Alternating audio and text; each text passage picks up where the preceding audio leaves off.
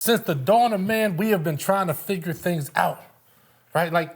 Like somebody had to decide the rock or the egg, or some eggs look like rocks or rocks look like eggs. And somebody had to try to eat that to be able to pass on the information to you that don't eat the rock, eat the egg. You know what I mean? Somebody had to do that. Somebody had to experiment with everything out here. We had to try different methods. To this day, we're still trying to figure things out. But we got a new partnership that we're forming with something called AI, right? Yeah, I mean, we all know AI, everybody, AI is the future, AI is this and that. I hate to break it to you, but AI is not the future, AI is the now. AI is already here, it's just expanding what it's capable of. This ain't a video about how AI is evil and it's gonna go take all the jobs and, they're just, they're making it more and more human-like and all that. Not that kind of AI. Number 5 is alive. That's another video for another day for, I don't even know, maybe not even for this channel. The AI I'm talking about is the kind that does your thinking for you, right? There are a lot of good things, a lot of things that AI helps, and there's a lot of things that's gonna hurt people in the future if you don't recognize the issues that it's gonna bring to your life.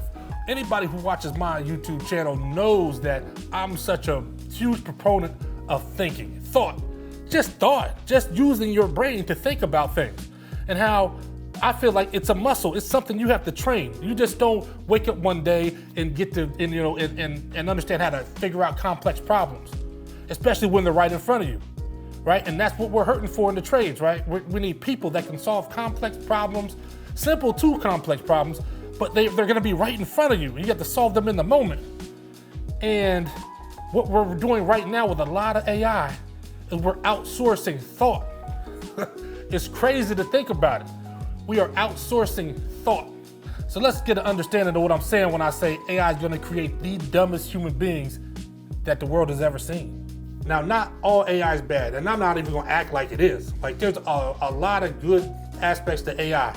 Matter of fact, my boy Ray over at the Bulletproof Handyman, he's doing a whole lot of stuff about how AI works in the trades. And he's going into it, man, like really learning these AI models and stuff, man. So, hey, salute to him, man, check him out. So I think what he's doing is wonderful. What I'm more so is talking about is something separate. It's more about the person, not about the AI. The AI is here. It's gonna do what it's gonna do, right? You're gonna have to figure out how to incorporate it because it's here, and like, unless you're gonna be one of those people that, it's just refusing to get a cell phone because you think the government's gonna spy on you, okay, that's fine. You can live off the grid. You can do that. But if you're everybody else, then you're gonna have to figure out how to use this stuff without it taking away your humanity. And when I say humanity, I'm really just talking about thought. I'm talking about your thought process. I mean, AI is great. AI is wonderful to me for certain groups of people, right? Older people who's spent a lifetime of thinking, who've already used this for a lifetime, right? Who understand just different aspects of this world, and they understand, they've written papers and they've figured out how to fix all sorts of problems. They've done that their entire life. And now they're using AI to do the things that they don't really need to do at this point anymore, right? So say somebody like me. I told you, you'll be hearing about me talking about a software where you got AI, and where, there's certain aspects of it. They have an AI receptionist, and I might use that to answer my phone calls for me. Why not? Train it on, the way I do business or whatever, and take a whole section of business and things that I have to do off my plate. I know people who work in, whether it's the medical field, and they might have to do a presentation, and they have all the information, they just need a way to put it down on paper. So they have AI, kind of come up with something, and they refine it using AI to get it more streamlined and say what they want to say in a better manner than they can write themselves, because not everybody's a great writer. Beautiful reason to have it, right? Some people even, like, say, for this YouTube thing, some people, I don't use scripts, you could probably tell, but some people write scripts, do their whole video, they just write a script. I don't see anything wrong with that, as long as it's, it's you. But like a lot of people, they put themselves into the script. I think that's a beautiful thing. There are people out there that can't physically do things, right? it's gonna help them tremendously to be able to just to talk to this program or this AI and figure out next steps or whatever. Or it might be something that you've never done before and you need to be walked through how to do it, right? Somebody out there searching for, I don't know, how to file an LLC paperwork, and boom, AI can take you through the steps of how to do it. And you don't have to look in 15 different places to try to piece together with the information that's out there. It just does it for you. Those things are wonderful as far as I'm concerned. Here's the problem. I've been here for 45 years, right? Just thinking, figuring things out, figuring out problems from everything from, before when I had kids and I was in school and different jobs that I've had to now being self-employed. I've been self-employed for years now. Different jobs that I'm doing, whether it's I go to a house, it might be something I've never seen before. And I gotta look at that and figure it out. Like, okay, yeah, that's it's funny because I'll go to the house and I'll have customers, I'll sit there, they'll show me the issue and I'm looking at it like, all right, I'm squinting at it. I'm like, it's turning, the wheels are turning. How can I fix this? What's the best way for me to go? And they'll look at me like, oh, you think everything's right? You think it's something? I'm like, oh, no. I'm just, it's just the wheels turning. I'm just laying out different scenarios in my mind. But yeah, it's something I could definitely do. But it's from thought, right? I told y'all about Miss Krause before, the lady that made me raise my mental game to another level. That's what she was on. She made me see math. She had me look at math in your mind, like it was its own language, right? Look at math in your mind as it's its own language and start to visualize it. So we would do these practices where we would get like three-dimensional equations, and they have them in the books or whatever, but we come up with our own or whatever, three-dimensional equations, and you kind of see how the graph would be shaped in here. And we used to do that. That was one of her biggest exercises, was get your mind trained to think and just to see this stuff. And we're outsourcing all that, y'all. We're outsourcing it. Just imagine if you're, I'm not even saying if you're just a little kid, if you're in your 20s, you haven't had a chance to build that mind up yet. I mean, they say now your brain's not even fully developed till you're like 25. So imagine if you're 20. Imagine you're teenagers and you're having this thing write papers for you, having it do your math work for you, outsourcing all your thought. How are you gonna figure anything out? How are we gonna where are we gonna go with this, right? So all it's gonna do is get people to the point where they're totally dependent on whatever the machine says to do. It might not always be right. We all understand this because, say I've done research, right? I've had research papers or whatever, and you do something, I could go to a book, and this book has a certain way to solve a problem or tells me a certain way to go about life or something like that. And this book over here says something totally different. So which one is it the AI gonna tell me? Is it based on what it's trained off of? Is it trained off of this book over here or these set of books over here? Which one is it gonna tell me? And is that gonna work for me? Is it one size fits all? You just don't know. You don't know that, so you have to be able to think it out. And if you don't think all the way up from the time you're a kid and you don't never think, so when you become an adult, you think you're just gonna be able to think all of a sudden, it's a wrap for you, right? So that's how we create the dumbest human beings ever, is we take away thought from the time they're kids all the way up through adulthood.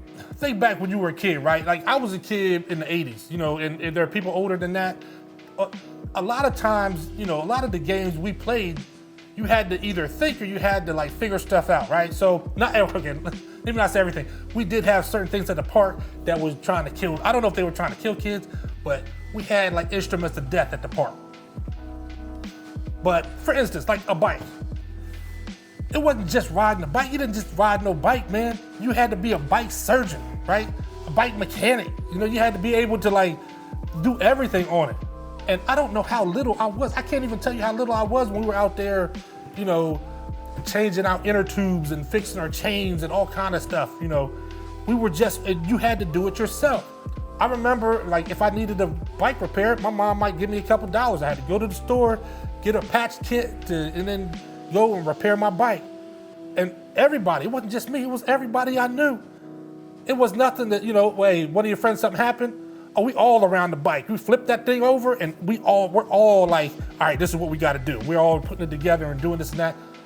It's just what we had to do, but those little things, it developed something in your brain.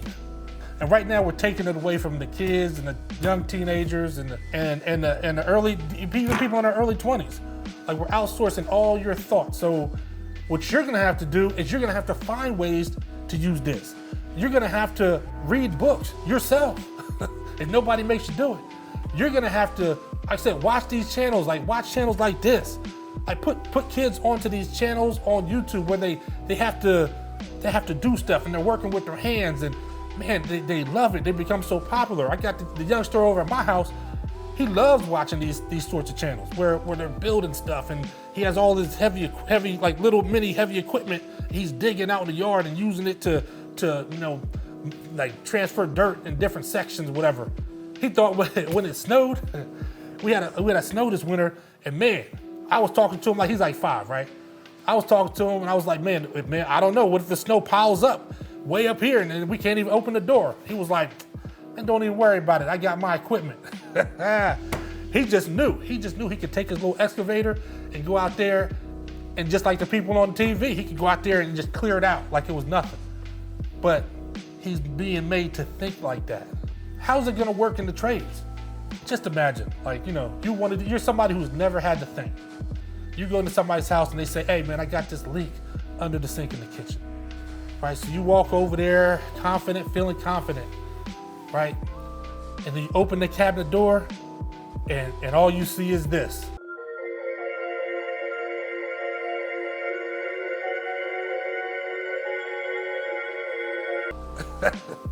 I mean, what are you gonna do? What are we gonna do? That's gonna be the equivalent, dude. It's like, it is rocket science to somebody who's never had to think. It shouldn't be. To me, it's a way of life. So we need people to come in this whole thing, man, and start to use this. Don't let it be outsourced and then you just accept the outsourcing, and then, and then when it's time to you actually figure something out, you can't do it. You don't have any confidence. You don't even want to pick up that tool because you don't know how to use it, and you think you're gonna be scared that you're gonna break something or you're gonna make something worse. Like, you just mess everything up. So there's so many people out there right now that do know how to think, right? And they're already nervous about doing this kind of work. They don't want to touch stuff because they think they're gonna break it worse, make it worse. I mean, you might. I'm not gonna tell you that you're just gonna do a great job. You might destroy everything you're working on. You might just have that reverse Midas touch.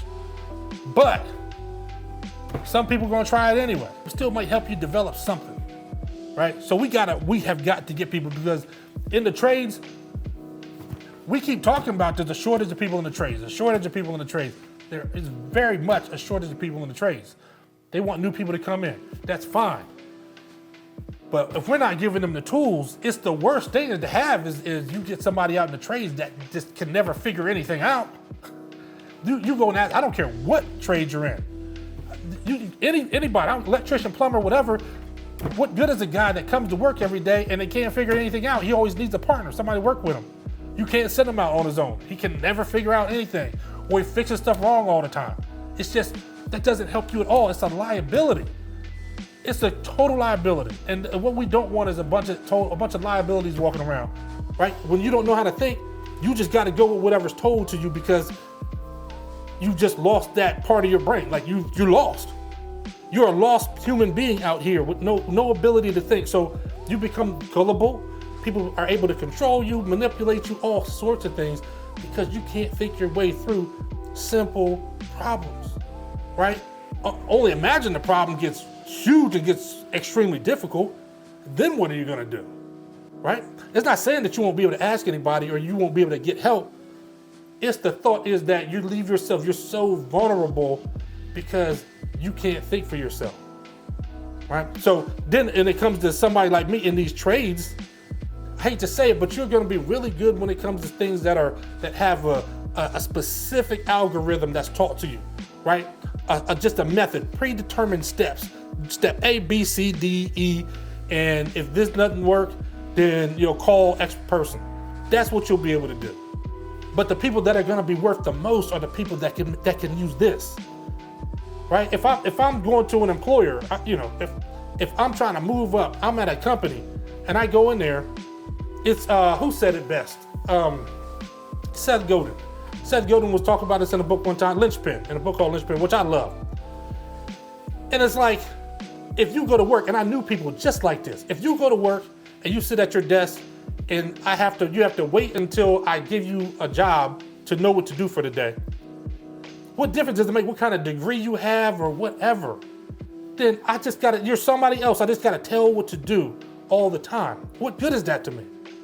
So when it's time for me to X jobs out, you're the first one out the door because you don't provide anything that I can't get anywhere else. And here's the thing, I have an absolute love-hate relationship with AI. I love certain things about it. I love that all the productivities for somebody like me who puts in that work, productivity off the charts. Imagine, just how much time I could get back. It takes a lot of time between running, being self-employed, running this business, being married. Like I said, I got a house full of kids that all need different things. They're at different stages in life. I got adult kids, and then all the way down to little youngsters, right? There's a lot going on. So for me to have productivity just off the charts that can help me to, I don't know, maybe my administration work that I have to do, it's just cut down into just minutes a day. And I don't even have to hardly think about it because AI is crazy. So I love that aspect of AI. And I'll be talking about it soon. Like I said, I got some partnerships coming up they're integrating AI in a crazy way. So I'll be talking about that. But there's also an aspect of AI that's gonna affect people in a way, but it's people who don't know that they need to learn how to think, right? And that's one reason why I'm here, right? That the lost art of figuring things out is real. And I'm the professor. That's what my degree is in, man. My degree, I'm the professor of the lost art of figuring things out. So that's what we're gonna do. We're gonna focus on that. There's a lot of things that I do on this channel that are around building knowledge, right? Knowledge itself. There's a whole lot of things that go into it. It's not just handyman work. There's a lot of things for me that go into all of this, right? For me, handyman work is not just work. It's not just a job. It gave me a way out. There's a whole lot of things that go into it, but with AI, man, we got to figure out how to get these kids thinking. Look, we need to get these kids using this thing right here, right? Because a future with a whole bunch of people that don't know how to think, I don't know. It might look like this. For the last time, I'm pretty sure what's killing the crops is this Brondo stuff. The Brondo's got what plants crave. It's got electrolytes. So wait a minute. What you're saying is that you want us to put water on the crops? Yes. Water? Like out the toilet? Well, I mean, it doesn't have to be out of the toilet, but yeah, that's the idea. But Brondo's got what plants crave. It's got electrolytes. Okay, look. The plants aren't growing, so I'm pretty sure that the Brondo's not working. Now, I'm no botanist, but I do know that if you put water on plants, they grow. Well, I've never seen no plants grow out of no toilet. Hey, that's good. You sure you ain't the smartest guy in the world? Yeah. Okay, look, you want to solve this problem, I want to get my pardon, so why don't we just try it, okay? And not worry about what plants crave. Brondo's got what plants crave. Yeah, it's got electrolytes. What are electrolytes? Do you even know? It's what they use to make Brondo. Yeah, but why do they use them to make Brondo? Because Brondo's got electrolytes. So there it is, and there you have it. Daryl, also known as the finisher, also known as the professor of the lost art of figuring things out. Stay safe and be blessed. And remember, if the trades don't work, nothing else does.